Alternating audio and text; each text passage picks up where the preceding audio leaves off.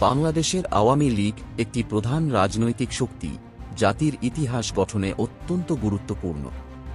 কিন্তু এমন একটি দিক আছে যা অনেকেই দেখেন না। দুর্নীতির অভিযোগ, মানবাধিকার লঙ্ঘন এবং রাজনৈতিক সহিংসতা তাদের কার্যকালের ছায়া ফেলে সমালোচ করা যুক্তি দেন যে ভিন্নমতকে দমন করা হয় এবং বিরোধীদের কণ্ঠস্বর প্রায় স্তব্ধ করা হয় যখন দলটি উন্নতি এবং উন্নয়নের দাবি করে। অন্ধকার দিকটি গভীরভাবে প্রকাশ করে গণতন্ত্র এবং স্বাধীনতা নিয়ে উদ্বেগ। বাংলাদেশের ভবিষ্যৎ কি? এর উত্তর নির্ভর করতে পারে ক্ষমতা কার হাতে।